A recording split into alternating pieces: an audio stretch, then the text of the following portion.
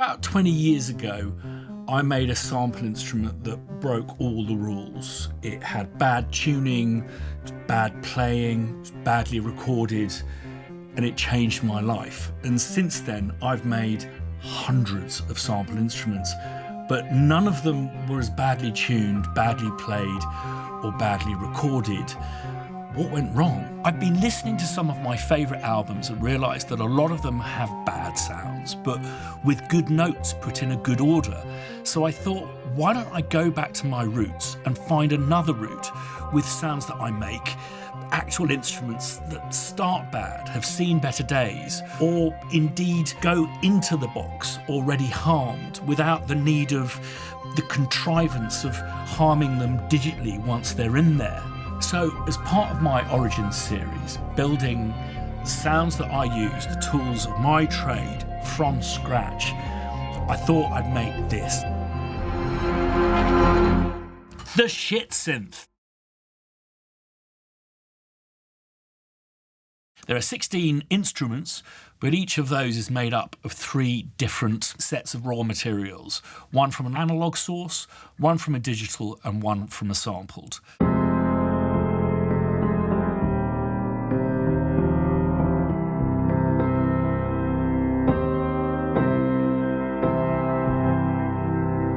You can immediately animate this.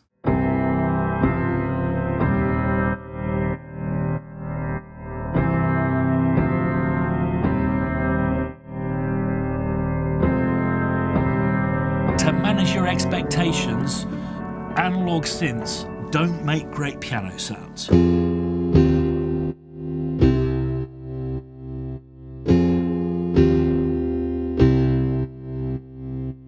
We've also captured some absolute rarities.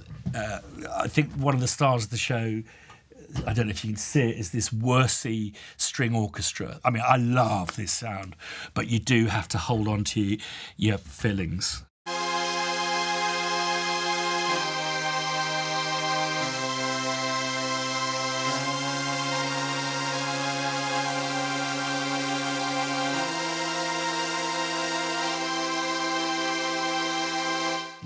I'm transported to a Werner Herzog film with Klaus Kinski that they made for 15 Deutschmarks, shot on 16mm. I don't know, maybe it means nothing for people born after a certain era, but this is the proof that sounds carry an emotive component to them. There's some Bernie Worrell stuff in there as well.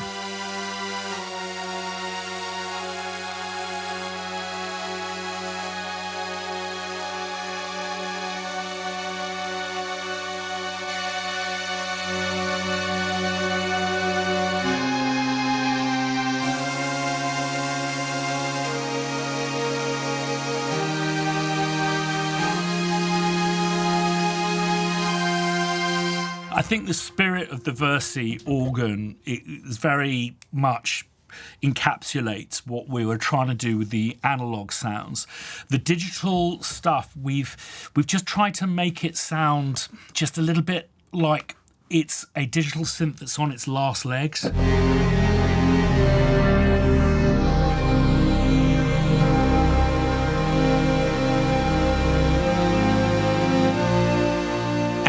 Where the sample stuff is concerned, I just love the Mellotron, but it's a very limited sound bank that's been knocking around various different sample platforms for decades now.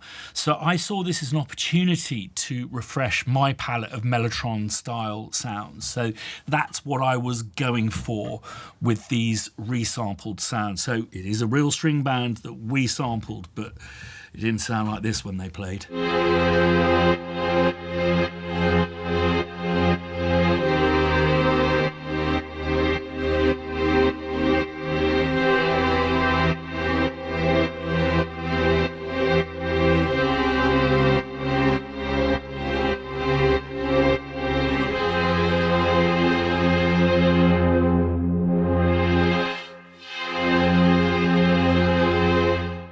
Together, it sounds positively gothic.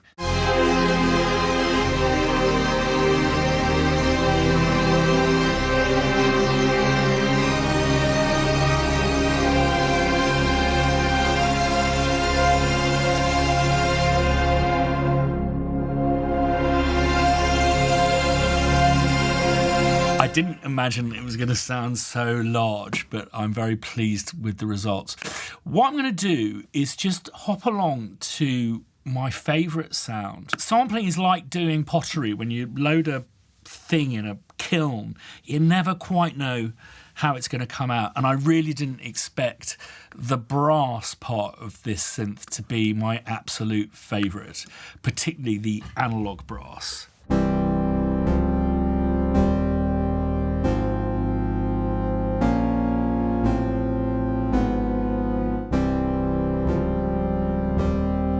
Apologies for that, sounds like it's by a band that I really like from Oxfordshire. There's been a couple of questions thrown up about our plugins and how to do a particular thing. For the sake of Logic users, there's a slight difference in the way you have to work compared to other people. So for most of you, the way of assigning your controllers to our interfaces is to just right-click, learn MIDI CC. There we go, bosh. Now, for you Logic users, let's just record some automation or some controller data in. You can see that's going up there, which is great. And then when we play it back, it's doing what it's told there. Now, when we double click, you'll see your automation data. Delete it, and theoretically it should delete, but it's still going around, and you've got this weird stuff here. It's a Logic quirk, and the way around that is using a function, first let's remove that, called MIDI learn, which for most of you is Command L. For me it's Option Command L because I nicked Command L for force legato. This screen will come up, it looks terrifying, it really isn't. All you need to do is wiggle the thing you want to control, wiggle the thing you want to control it with, same with this, let's do that, and boom, there you have it. And that's the only time you'll have to do it for this plugin. That'll be the same for any sequence that you load this plugin into. I think this is a great opportunity, this sound. Got like top end and it's quite a pure sound, just to take you through what everything does on the front end. So little knob or dial, depending on what part of the world you're from. Expression, so just volume. Then we have, with the big dial, an LPF, HPF, low pass filter, high pass filter. Low pass is the filter that chops off all the high stuff and allows low stuff to pass through at a frequency depending on how high or low you've set it. High pass is the other way around, it allows the high stuff in. So at this point, at 50%, denoted by the arrow here, you've got neither high or low pass doing anything. We take it down, it'll lower the low pass filter and allow less in, just the bottom.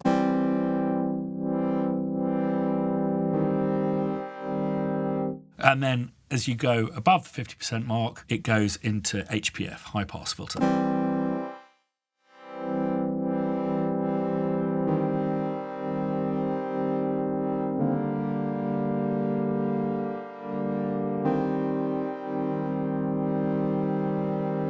And the reason we put it on the big knob is I think it's a really useful control form of expression, particularly with these very static sounds like this brass sound.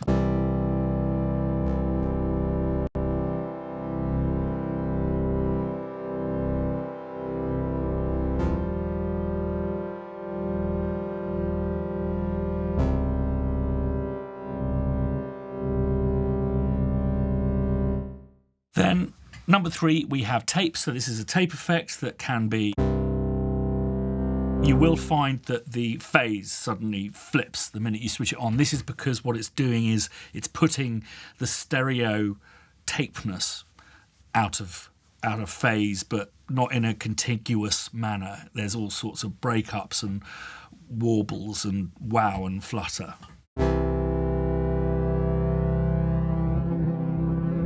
Extreme.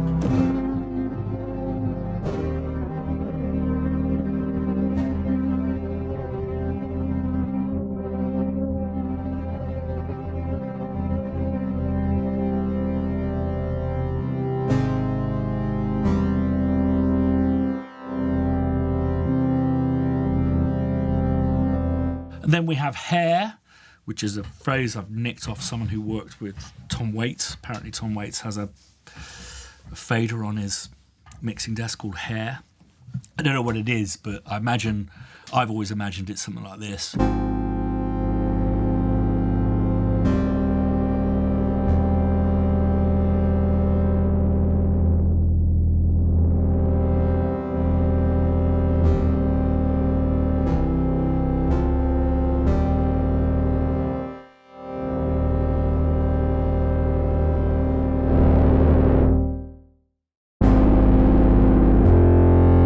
It adds quite a lot of welly, a bit of bottom end, so where you've got sounds that are lacking bottom end, it's really useful as a way of just dialing in some lower harmonics. If you don't like the bottom that it adds in, or it becomes a bit overwhelming, that's when you can nudge your filter dial forward into HBF fill.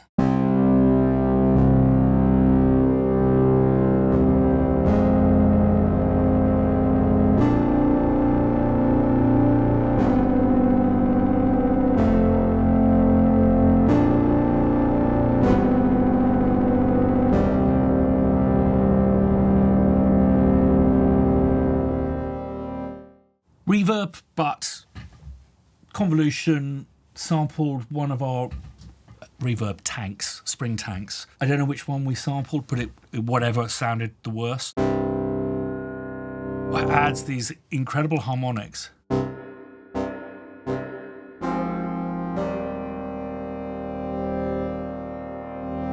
And the reason why I find those harmonics useful, particularly as they fluctuate like a reverb would, is because a lot of these sounds, particularly if I play some of the pads and stuff, are very pure sounding.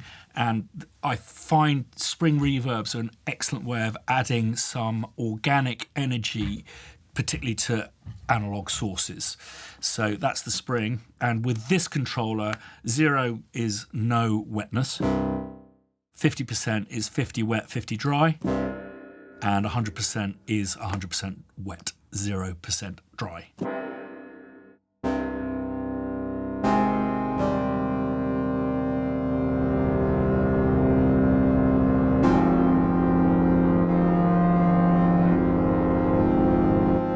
But I've saved the most fun bit to last. This is pump, and you'll see if you go down here that this is connected with these bottom keys. 5 fingers, 5 notes starting at C. Basically, they're a bunch of triggers that you're never going to hear. They're different shapes that instead of coming out of the output, they go into a side chain, and that side chain is fed into a compressor that reacts against these triggers to give you this pumping sensation. These aren't controlling some kind of fader controller. This is actually controlling a compressor. So it's not only reducing the volume, it's kind of strangling your sound. And you'll find that there's all sorts of lag and decay with the compressor. What dial number 6 does is control the amount, I think it's the threshold, the amount that these triggers pump your sound.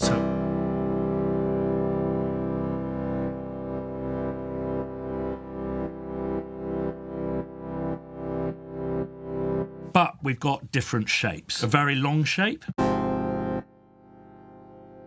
shorter one. It's kind of like that shaped. And then a much shorter one. The reverse of that.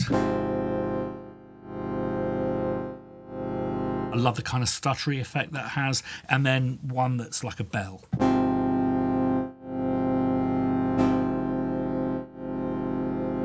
What's great about having them on these left-hand keys is they work like any other note data. So you can quantize them, sync them to your sequence, but also adjust where these trigger points fall to take account of the compressor lag to change the feel and the timing according to your tastes. Let's load the other brass in.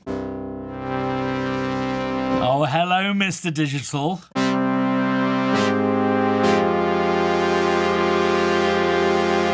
I think if I recall correctly, the samples really let the side down.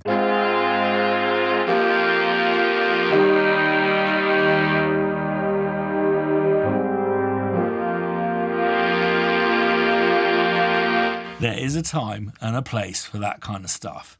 But what I'm going to do is make things go a bit mental. Let's dial all of this stuff up and see what it sounds like together.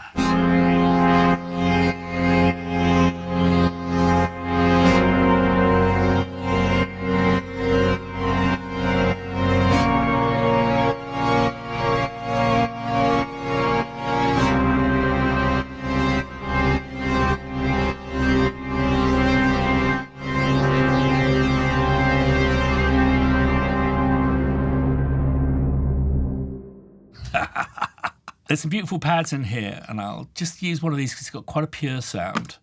And I mean beautiful, actually. Just in their simplicity, there's something just really, really lovely about them.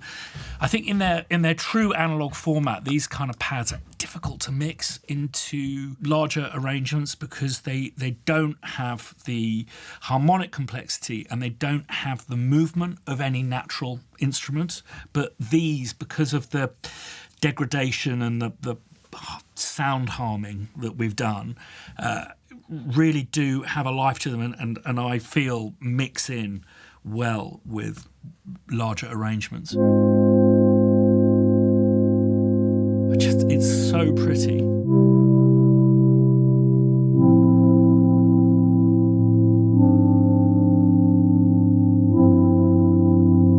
There's just a beautiful whimsy about them.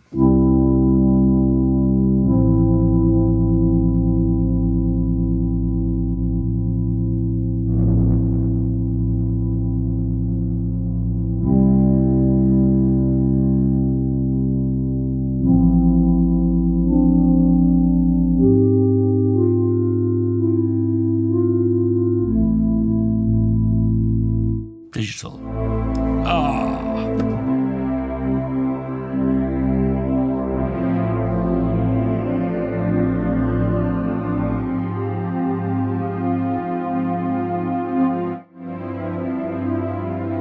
I just pressed one of the triggers.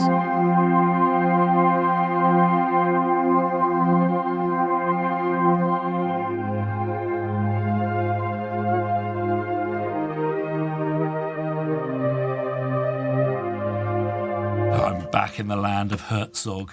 Let's take some of this muck off. And then with the sampled pads, I basically took stuff like strings and woodwinds and wanted to create something that was organic sounding, but still definitely a pad. Just has so much of that Mellotron kind of vibe for me.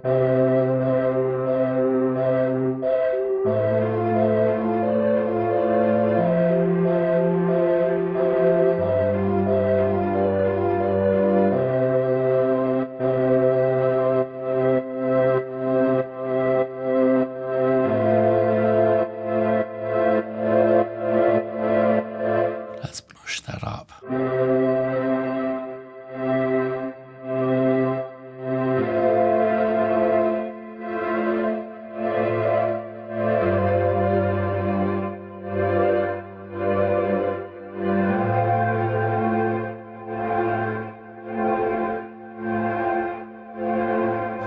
It's just feeling emotional. It just makes, it's a different way of expressing yourself, which is so much fun. And it can sound nuts as well.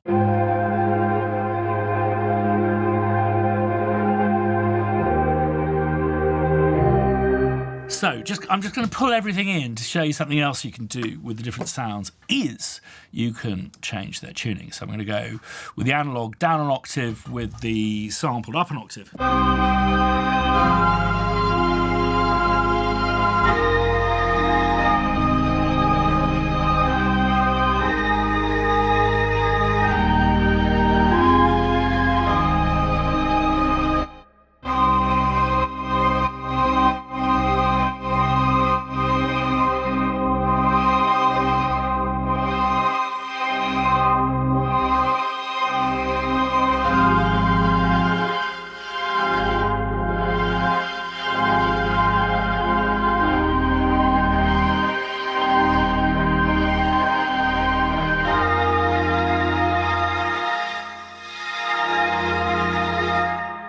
Let's just try it the other way around, keeping the digital dead center.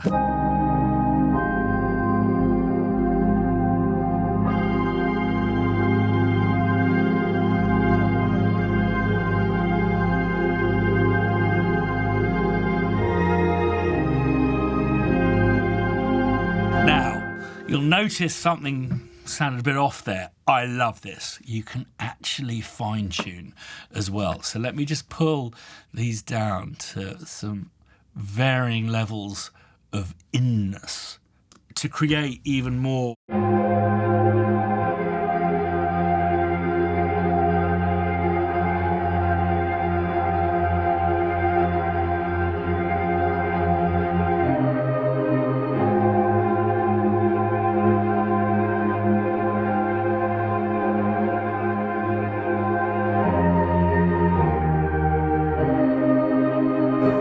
To electric pianos, because I think this will be quite effective on these. So, got a Wurlitzer-y sounding thing, something unforgivable on digital, and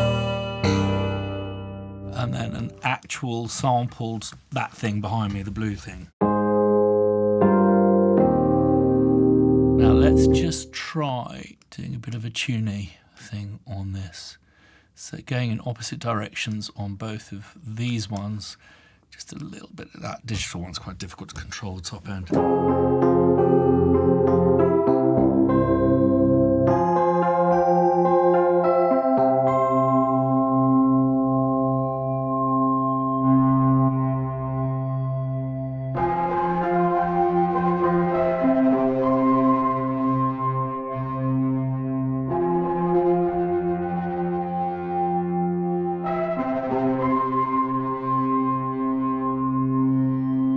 Now, what you will also hear emerging at the end here is, whilst the sample spec of this has been purposely, I don't know, moronified, I have had fun with every single note.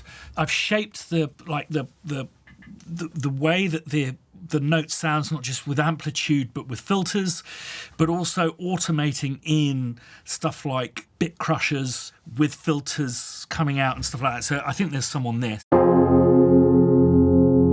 Maybe if I just get back the original sound, just so you're not going ah with the tuning.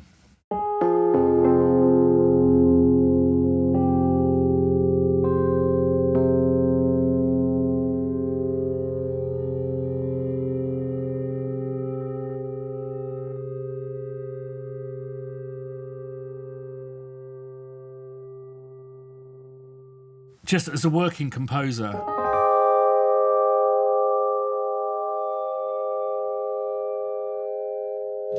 I know that we're asked to do so much with so little, and by that I don't mean resources, I mean, well, I guess compositional resources. We're asked not to overcompose, but to bring all of these little sparkly bits of magic. And I think it's helpful to have these little surprises crop up.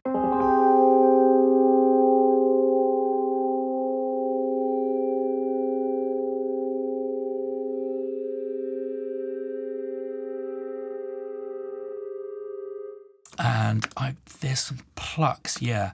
The pluck's a lot of fun because there's something on the sample plucks that I did, but these analog ones are from my module. It's amazing that a piece of telephone engineering, a synthesizer, sounds like it's made of barley.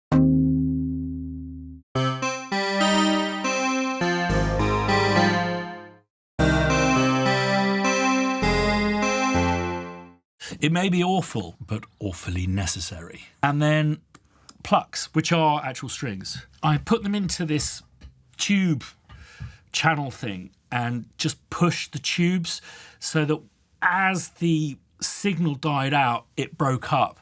I love that sound so much. I basically chopped it off the end and dragged it up to the front so it hits you straight away. But it's got this real breakout sound that I really like.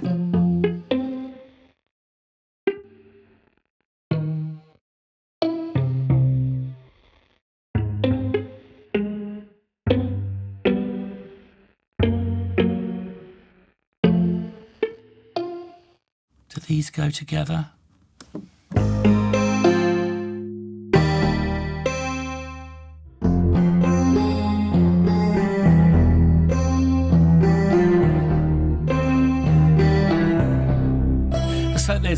bells, organs, couple of pads, beeps, which are pretty gnarly actually.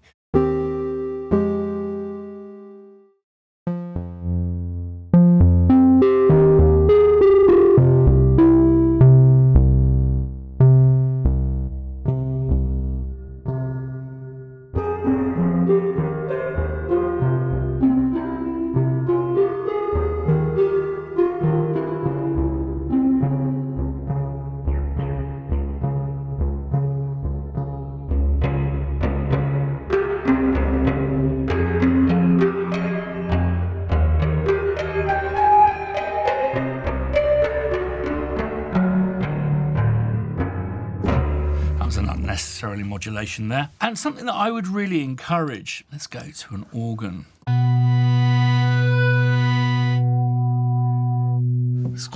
This is such an amazing sound, this.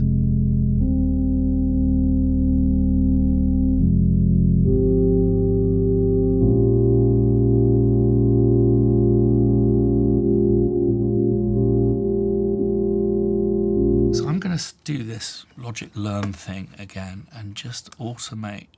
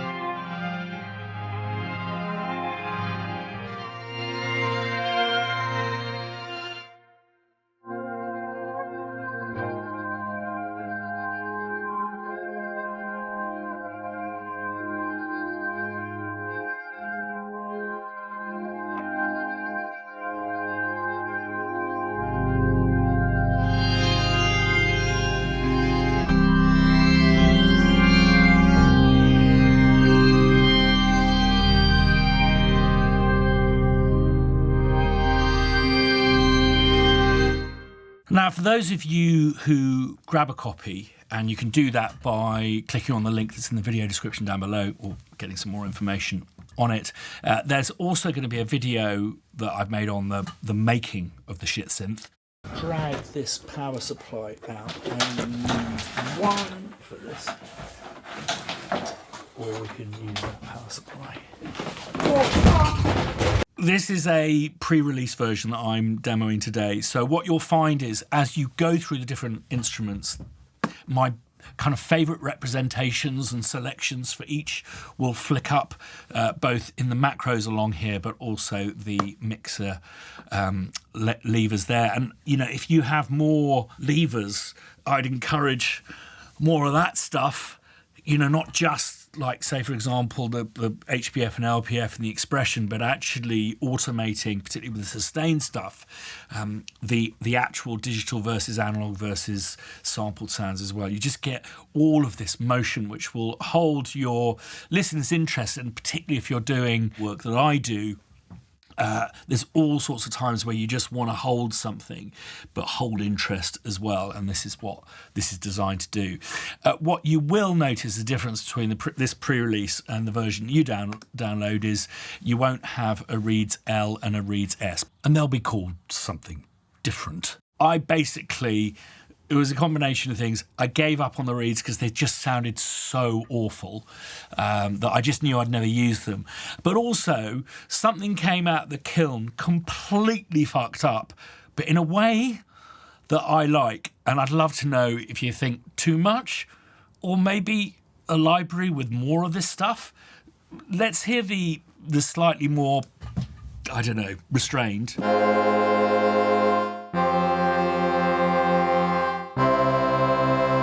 There's no fixing that. That tuning is in and baked. I wanted to give you something that was awful sounding. It's this one that you really want to check out. Again, when I first hit it, I just was like, ooh, that's not right. And then I went, but I like it.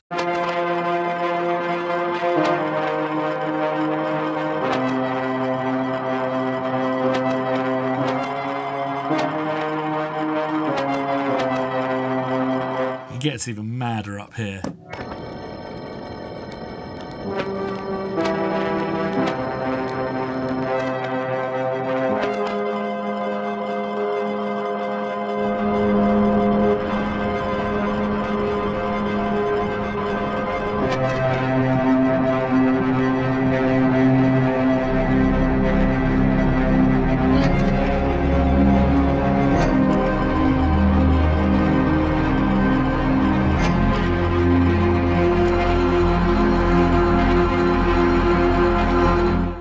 The shit synth. I think it belies the title, which kind of comes across as being a bit postmodern, ironic. And whilst there is a bit of that in there, for me, there's a quite serious reason for creating this. It's just my third part of this Origins series, which is me basically rebuilding my sample library from scratch, because I got rid of all of the samples I've been using for the last 20 odd years. And that is to create something that has a brutal, primitive and slightly ugly honesty, because I find you have to be a lot more considerate in the notes that you pick and the order that you put them in. I think that when you're playing sounds that are already beautiful or epic, gothic, awesome or heartbreaking, just in the inherent sound, you don't have to necessarily make the composition do that. And I think that's a bad habit to get into.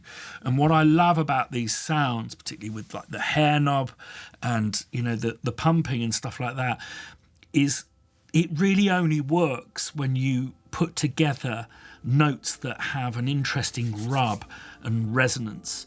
And it encourages you to be less busy, but purer in your approach to music making. Going back to that, the first of those types, those minimalists, those ambient composers, a gymnopedist as he called it, Eric Satie, who, you know, wrote stuff that was insanely revolutionary in its simplicity back in the day. But when you listen to his music, there is just not a note that isn't just the perfect choice from the note before it.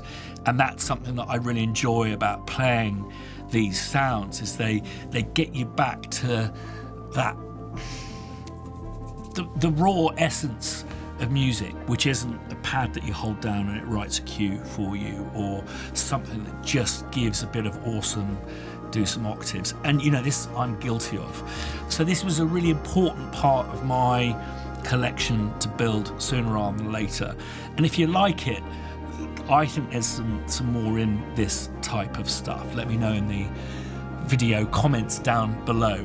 Do you agree, or is it something that you'd close the door behind and warn your flatmates to give it 10 minutes?